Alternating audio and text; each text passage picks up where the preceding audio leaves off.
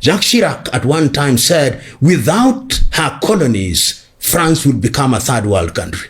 So there is an element of desperation that is driving this diplomacy by Macron.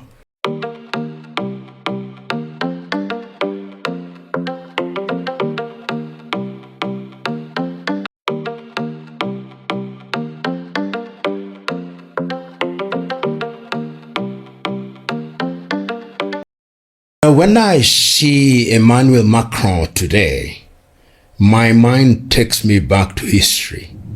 And that history is 1944 in what was then known as French Equatorial Guinea in Brazzaville.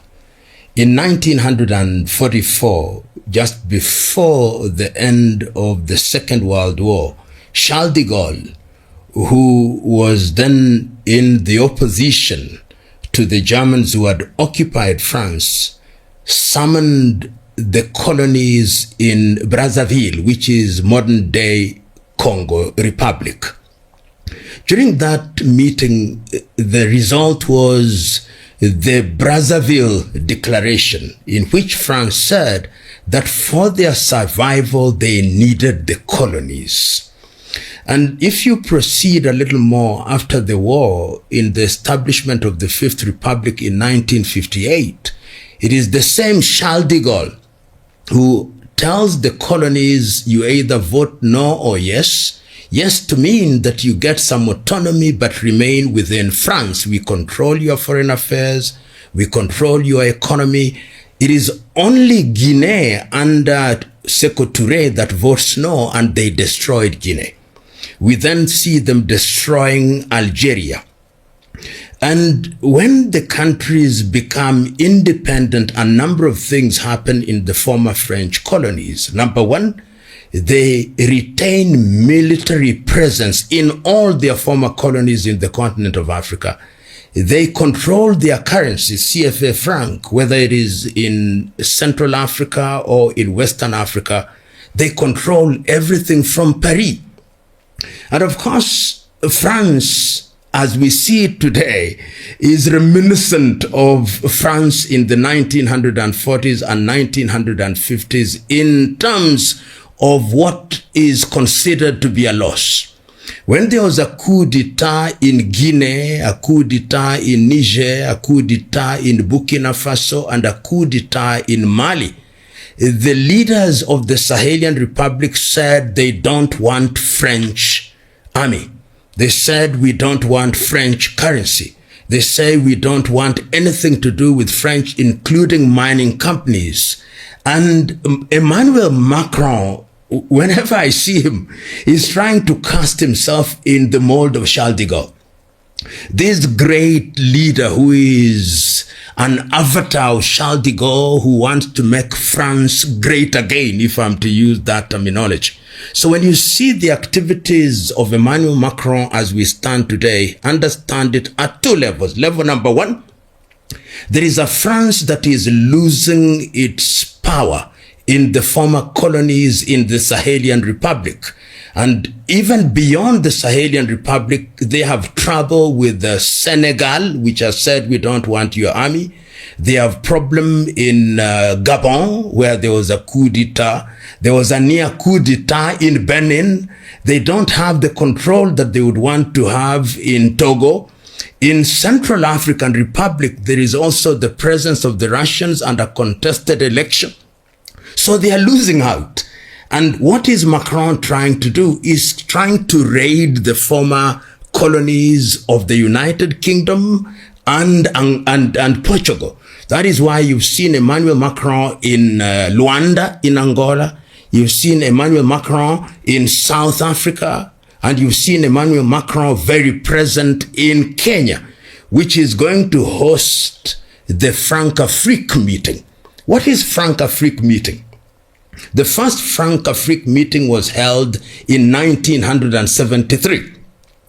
If you ask the French, they'll say it is the then president of Niger, Hamani Diori, who asked for the meeting. But the truth was that it was the then French Prime Minister Georges Pompidou who asked for the meeting, and the meeting was held in Paris. And the whole idea was that the French wanted to keep their former colonies under their economic check. If you look at the statistics as I speak in the year 2026, there are over 4,200 French subsidiary companies present in the continent of Africa. In Kenya only, there are over 140 French subsidiaries. In the total employment would be in excess of 600 million. And they are in all sectors. They are in oil, Total Energies. They are in the mining sector. They are in manufacturing. There is in the area of artificial intelligence. They are in environment. And all these require a different type of diplomacy. And that is why the French have said in advance of the Nairobi meeting on the 11th and 12th of May, give us a second chance. The first time when we came, we wanted to control you. We wanted to engage with you militarily. This time our diplomacy is a little softer. We want to engage with you in technology, in the arena of artificial intelligence. But the question is it soft? If you look at what has happened in Kenya, they have entered into a military pact with the Kenyan administration. The net effect is that we have an Emmanuel Macron administration that we can actually begin to talk of Macronism as a system of diplomacy that has a carrot and stick. It is iron fist with velvet gloves. And that is what we are seeing. And you can see that the figures vary.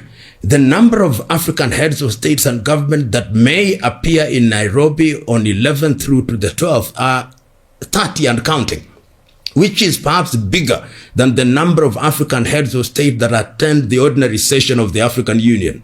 That tells you that diplomacy is working at different levels. Number one, the French are engaging countries bilaterally. So they go to Kenya, deal with Kenya. They go to Angola, deal with Angola. They go to South Africa, deal with South Africa. They go to Ghana, deal with Ghana. They go to Botswana, deal with Botswana. And in the last 1 month, you will have seen the president of Ghana has been present. Is a lot more sophisticated, may not be confused by these shenanigans. The president of Botswana has also been Paris. So the Macron diplomacy is a diplomacy which is designed to protect France. And it reminds me of a statement made or attributed to one of the former French presidents, Jacques Chirac. Jacques Chirac at one time said, without her colonies, France would become a third world country. So there is an element of desperation that is driving this diplomacy by Macron. The other thing that is driving this diplomacy is superiority within the European system. The Germans silently, because their economy is larger, has been the unspoken leader. With Brexit, I think the French want to cast themselves as the big kahuna. We are the ones. There is the European Union, but when the chips are down, it is us. When the chips are down, it is Macron. And it reminds me of a statement that was made when during the administration, or is it the monarchy of King Henry XIV? When he was asked, what is the state? He said, l'État, c'est moi. I am the state. And I see Macron almost saying, what is the state? L'État, c'est moi. That is how one characterizes, at least from where I sit, the diplomacy that I see being weighed into the continent of Africa and culminating into the Nairobi conference. The first time the France-Afrique meeting is held in a non-French speaking country. It is interesting. Geostrategically, Kenya is an important country in the continent of Africa for a number of reasons. Number one, Kenya is the third most important host of United Nations organizations. Outside of New York, outside of Geneva, we have UNEP, we have many organizations. UNICEF is moving into Nairobi, and Habitat is here. So Kenya geostrategically is the place you want to be, because when you are in Kenya, you are in the heart of East Africa, and I'm talking about the larger East Africa, to include Ethiopia, to include the Horn, to include Somalia, and even to include countries such as Sudan. So geostrategically, you need to have Kenya. Number two, Kenya is the bigger, more dynamic economy. Not that it's a big economy, but relative to the economies in the region, Kenya is your bigger economy. Number three, Kenya has the best quality of labor in this region. That I think is not debatable. And for that reason, you find that Kenya is very strategic. And even if you look at things that are going to deal with critical issues such as artificial intelligence, and you look at the quality of labor in Kenya and the potential for generation of energy, which is going to be critical in this area, Kenya has a good mix of energy if and when we develop this. We'll have geothermal, we'll have hydro, we'll have sizable wind, and with the discovery of oil now, Kenya is also better placed, because if you look at the port of Mombasa and the deep port of Lamu, and you look at how sophisticated they are, then you want to be here geostrategically. So I think that that makes Kenya very attractive. And with the population that the UN brings in here, even in terms of marketing of different commodities, remember that the French are present in the retail sector. They are present in critical areas that support a sophisticated international community. And I think that that is one of the reasons why Kenya is geostrategically a very important country for France, as indeed for many other countries. Number two, it is compensatory. You have lost Niger, you have lost Burkina, you have lost Mali, you are losing Senegal, you are about to lose Gabon, you are about to lose Togo, you are about to lose Chad. You are now getting a country which is not landlocked. You are getting into your enemy's territory. And I'm using the word enemy very deliberately to say these are former British colonies. We are now going to eat into them. We are also going to eat into Angola. But for Kenya, that I think is also a very important thing. And look at the military engagement. The French, in my view, think that they still need to have a military presence in the continent of Africa. You have lost Senegal, which has a sea. You only have Cote d'Ivoire, and then Cote d'Ivoire is the bigger one. The small ones, Togo, Benin, Gabon, are small. The Sahelians were landlocked. So Kenya gives you the Indian Ocean. And if you have the Indian Ocean and you have the French territory in Mayotte, the Mayotte, remember, is still effectively a province of France. And then you have a Comoro. Then you have a big brother in Kenya. From where I sit, Kenya becomes attractive for its geostrategic position. You know, the European Union, one can dare say there is a new scramble for Africa. It is as if Berlin 1884 and 85 is alive, not as loudly. Remember that there is once again contestation that the British had also raided what can be considered French territory in the latter-day sense, that Rwanda, which was not a former British colony, is a part of the Commonwealth. Mozambique, which was not a part of the British colony, is a part of the Commonwealth. So you can see that there is a new scramble for the continent of Africa. And it is not in the blatant way that happened during colonization, but is in a very subtle way. The Germans, because of their history in the World War II, don't want to come out as openly as they could or should. But look at how active GIZ is, or GIZ. There are very few activities in the continent of Africa which you don't see GIZ supporting. They are here. The British, I'm sure after the French-Afrique meeting in the month of May on the 11th and 12th, the Commonwealth will now be revitalized. They'll want to say, you know, we are one family. We must not allow outsiders to come in, and they will not name who the outsider is, but the outsider will be France and other German powers. And remember that many African countries are also engaging with the Chinese, the Road and Belt Project, which is going to be in quite a number of African countries. Remember, the Chinese have said we are giving African goods zero tariff. Remember that African countries are also working under the Africa Agenda 2063 and Africa Continental Free Trade Area. The African market is going to be open. And each of these European powers think of Africa as they thought in the 18th and 19th century, a market that will be coordinated with no tariff barriers and no tariff and non-tariff barriers. So those who are keenly watching must see that there is a new scramble. The only people who don't appear to understand that reality, or they understand but don't care, are African heads of states and government, at least a critical number of them, because their behavior does not tell me that they know that this is happening. Look at energy now. Who controls the energy sector in the oil sector in the continent of Africa? A good chunk of it is Total Energy.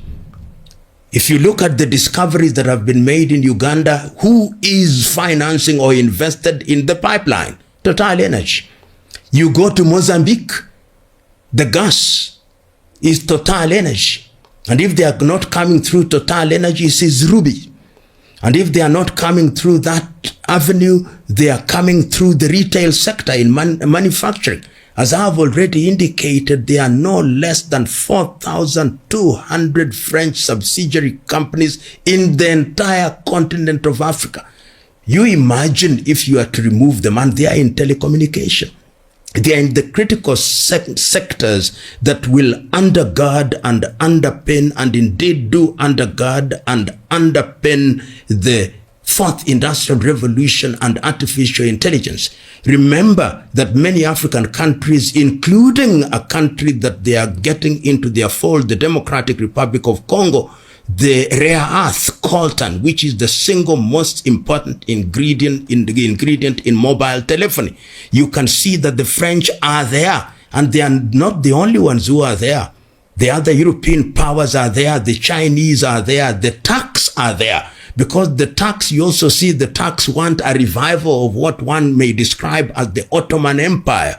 So it is mining onshore and offshore and providing you with their technology. And this latter-day diplomacy is deliberately curated to hoodwink the African politician and hoodwinked their. If you look at the history in 1960s, in the early 1960s, I think it was Prime Minister Nehru of India at that time, Prime Minister Sukarno of Indonesia, and Kwame Nkrumah of Ghana, who came up with something called non-aligned and positively neutral, which meant that you are not politically aligned with any of the powers at that time, which meant that you could open your country to trade with any one of these as long as your country benefited in the short, medium, and long term. The question is, are African countries benefiting in the short, long, and medium term? Are African countries benefiting? Is there transfer of technology, for example? If we look at, for example, the areas where the French are, like logistics, Bolloré, can't 60 years after independence, can't we engage? Do we have Kenyans and Africans who can engage in logistics? If you look at areas where other countries are, such as air transportation, DHL and other DHL, Fargo and those, can't we do those? If you look at areas such as security, where you find Gadaworld, which is Quebecois in Canada, can't we do those? If you look at the deliveries, home deliveries, such as Jumia or Glovo, can't we do those? In other words, what we are seeing with our undefined foreign policy is that we are engaging with many of these countries without a strategic long-term agenda. East African Community long took the view, and African Union long took the view, that if we are to benefit in our diplomacy and relations with other powers, we do so as East African Community.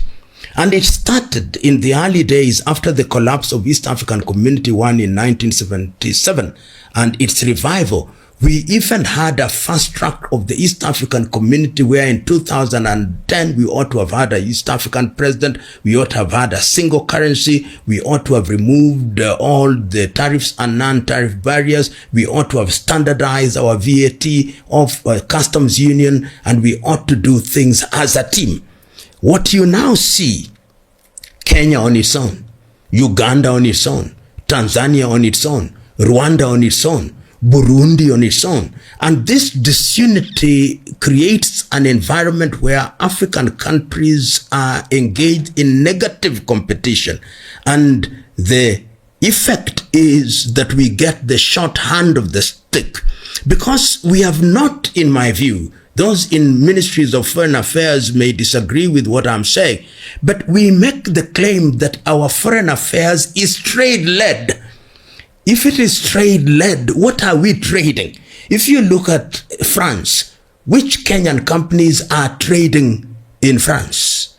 What is the balance of payments between Kenya and France? Beyond raw tea and coffee and avocado and other things from the Western Africa, what is it that we are selling to France? Almost next to nothing. And we must not delude ourselves. We are like this bride who thinks she is so beautiful and is being courted by everybody. And the Chinese are here, the Russians are here, the Americans are here, the Turks are here, the French are here, the British are here. But that bride does not know that she is getting old and past childbearing age. And when you are old and past childbearing age, and all the cosmetics in the world can no longer change your looks, then you discover that you've been abandoned and they go to the next new bride. I'm using this analogy consciously aware that it may be considered gender insensitive, but I look at the metaphor that I'm using. And I'm suggesting that the long-term interest of Kenya, of East Africa, of ECOWAS, of the Maghreb, of SADC, of IGAD demands that we collaborate. So I would love to see not a France-Afrique meeting, not a Commonwealth meeting, not a meeting of Portuguese-speaking countries. No, I would love to see, number one, starting East African Community with the European Union. Kenya can negotiate our things within that context. Rwanda can do so, and Burundi in that context. ECOWAS meeting, SADC meeting, Maghreb meeting. But my ultimate desire is a meeting between the AU and the EU. The AU and India. The AU and Russian Federation. The AU and China. The AU and Brazil. The AU and Turkey, the AU and the United States of America. Of course, in that context, the Cote d'Ivoirians, the Togolese and the Ghanaians will discuss cocoa because we don't have it in Kenya or in Tanzania. The Democratic Republic of Congo will discuss coltan within that context. Uganda, now that it has oil, and Kenya, now that it has oil, Nigeria, that it has oil, and Ghana will discuss oil and gas. Mozambique within that context. Then countries will begin to know Oh, they are so united, you can no longer manipulate them. The United States of America will not use AGOA to intimidate us in order to dump second-hand clothing and to kill our textile industries, because we'll be too clever. If you want to build the road and belt, it will be a collaboration with African countries. If you want to do the Lobito corridor from the Democratic Republic of Congo to Luanda in Angola or in Benguela, we'll be invested in it. And we'll tell you there are certain areas where we don't want you. Please, Gadaworld, don't supply us with, don't employ our watchmen. Glovo, please, don't deliver our pizza. This is the kind of scenario that one would love, because it will then be a collaboration which can be clearly referred to as a partnership. For the moment, our economies are so weak. The GDP of Paris, now that we are talking about France, the GDP of Paris is bigger than the entire East Africa. So when you say that Kenya is a partner of France, it is the partnership between a horse and the rider. And that is not partnership. That is not a symbiotic relationship. That is a parasitic relationship. And we want to migrate from parasitism to symbiosis. France will offer some crumbs which will make us happy. I can already imagine the speeches that are going to be read by Macron. Kenya and France have had a long relationship. Total Energies has supplied your energy. Oh, Ruby has been here. Carrefour, we may have divested a little, but Carrefour is here. We are helping you in the logistic with Bolloré. Your airlines, we also have a relationship with NAS. We have a good relationship. We occasionally, they may claim, even get cut flour from you, and we have tea and coffee. We have good relationship. Therefore, this relationship must be strengthened, because we have created anything between 70,000 and 100,000 jobs for you Kenyans. But the question is, does it empower Kenyans? Or it weakens us? By the time they are done with us, will we be stronger or weaker?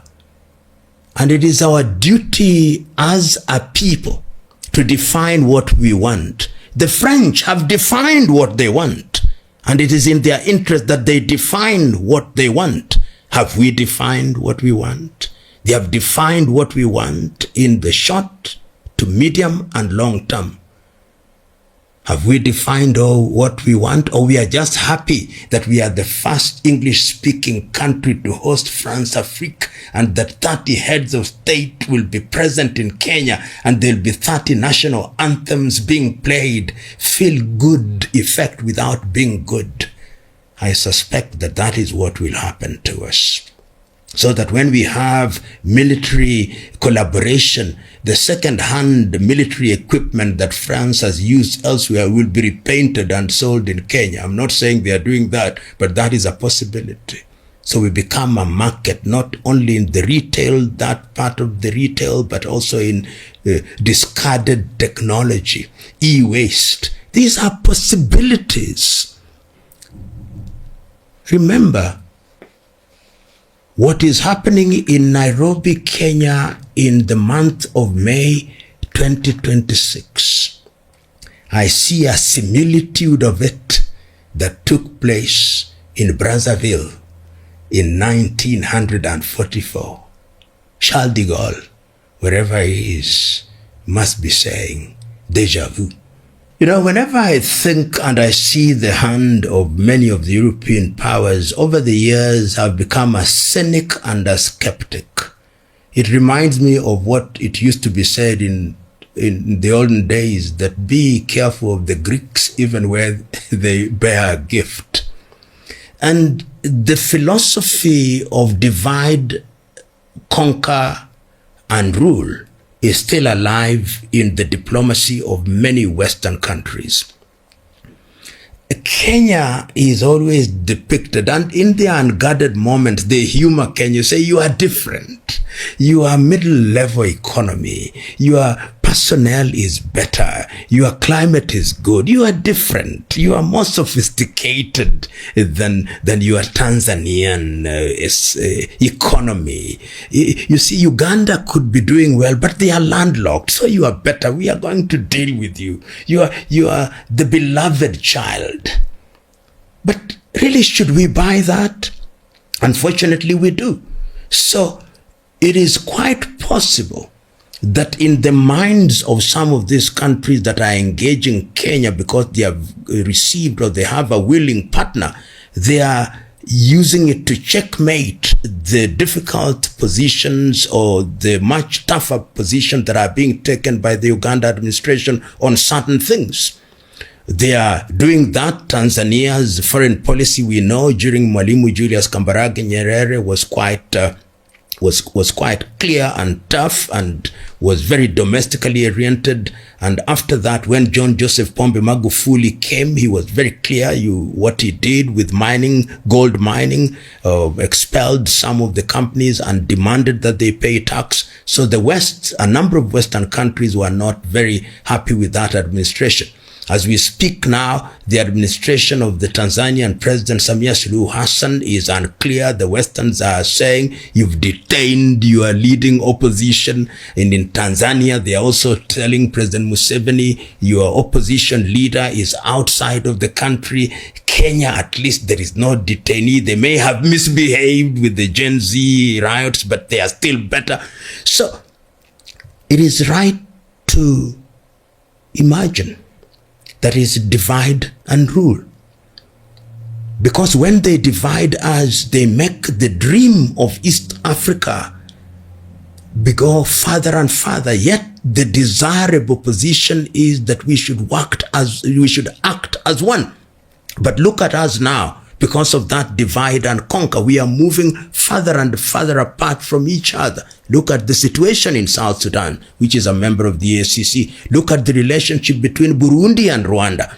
Look at the relationship, sometimes very frosty, between Kenya and Tanzania is thawing a little now. Look at the suspicions within the region. So it is divide and conquer. But once again, I am saying that argument of the ease with which we are divided is one that we should not be using time and again. The time has come that we should know what is in our best interest, and we are safer working as one unit in East Africa and telling the French, telling the others, yes, deal with us as East Africa, whether it is in matters of military, whether it is in matters of development of energy, whether it is in manufacturing, whether it is in technology, whether it is in artificial intelligence, whether it is in textile, we want to speak with one voice. And then our specific agenda will be in the context of that voice. But we are not saying that. It appears we are celebrating that we are the ones who have been chosen. It's like high school students or primary school students who are happy that I'm the teacher's favorite. The teacher can invite me to tea in their house occasionally. That is not a good space to be in. It erodes our self-esteem. It makes our neighbors suspicious about who we are. And in the long run, it is not good for Africa, which wants to build an Africa that is strong and independent but sensitive to the realities of the globe under Africa Agenda 2063. It is not right for an Africa which wants to have an Africa continental free trade area and enhance trade within herself. It is not good for an Africa which has a market of nearly 1.4 billion and can produce those goods and sell them within the African market. So we may sing our hallelujahs now, but I don't think that that is what we desire in the long term. War is an industry, and war is at different levels. It need not be a hot war where people are firing bullets at each other. Even trade wars, even sanctions and embargoes are wars at a different level. And I'm quite certain that there are those within powers that are dealing with Africa who would want such a situation, they'll tell Kenya, you have oil. We can come and build you a refinery. Forget about Uganda.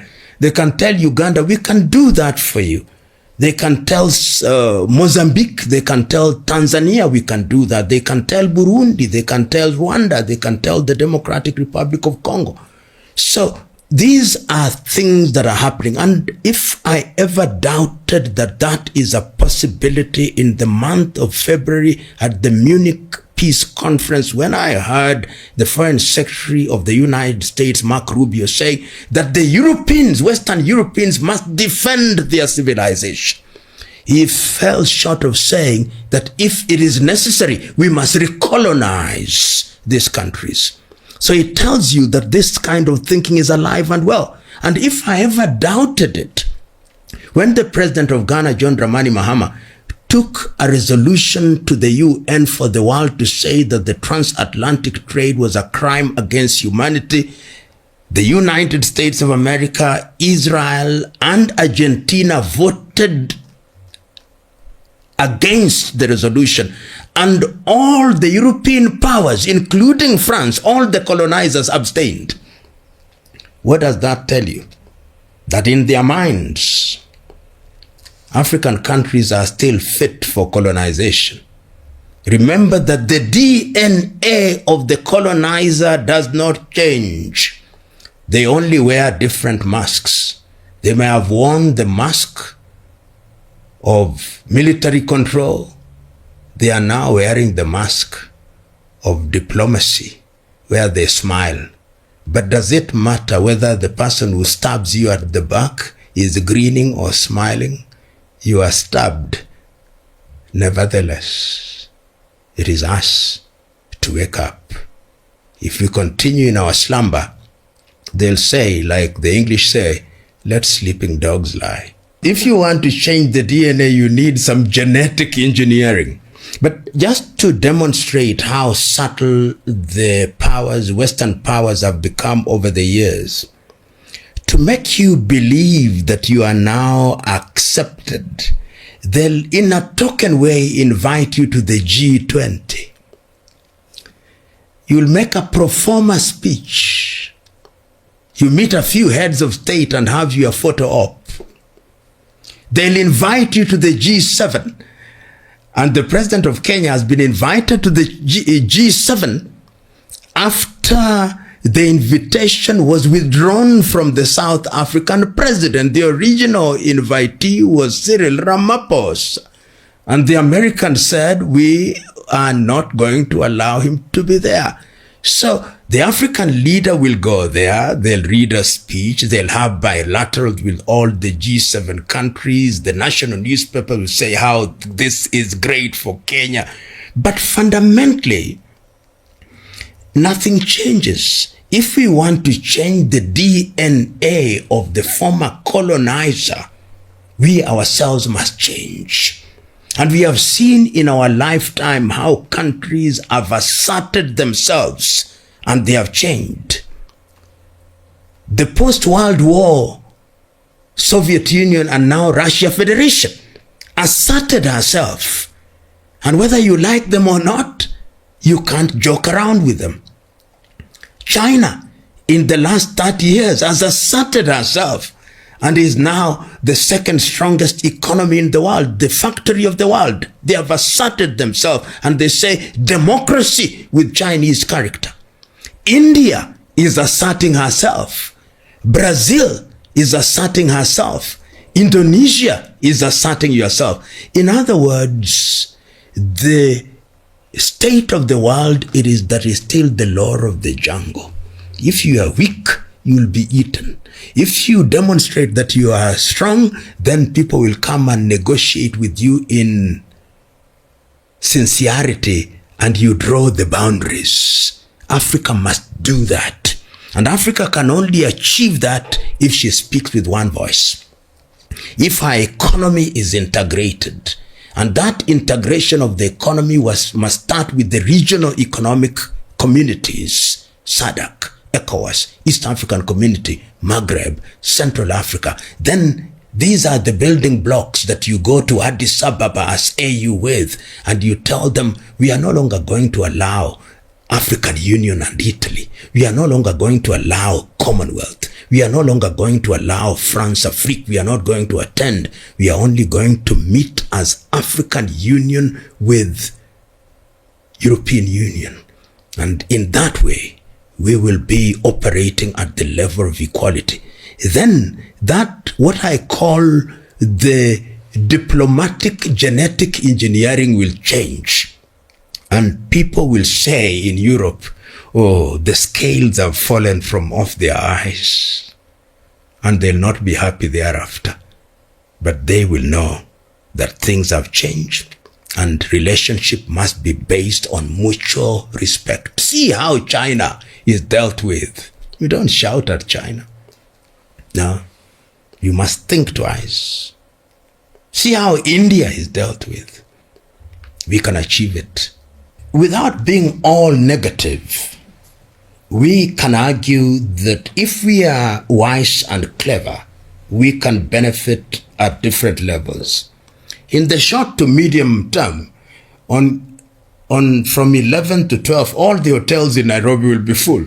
So that is good for the economy in the short to medium term. In the short term, in the medium term, because this is a global world, we can tell French companies that in terms of engaging with us, we will demand transfer of technology in certain areas. And in the long term, we'll tell them that once our companies have matured, we will ring fence certain areas of our economy which will not be allowed for investment. Logistics, we can do that surely. We can deal with retail. We don't have to have French supermarkets or French-related supermarkets.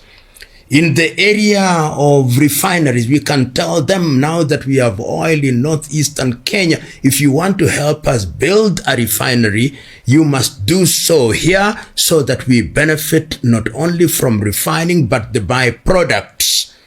And you begin to divest so that in 25 years' time, we are in total control of our economy. And even if not in total control, but we are relating in a manner that is mutually beneficial.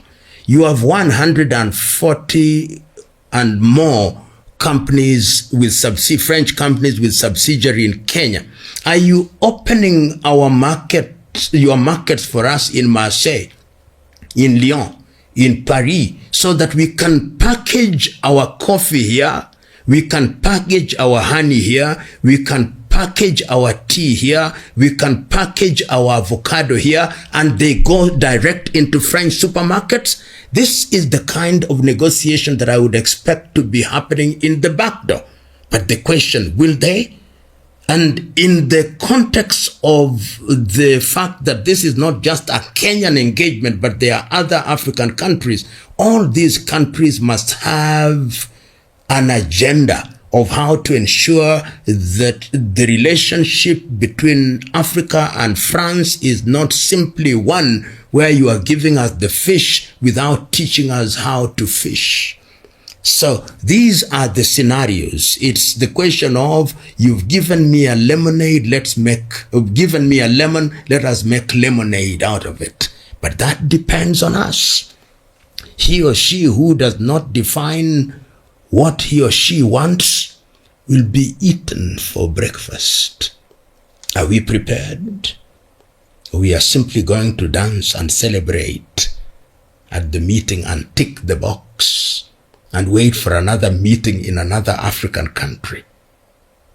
I hope not.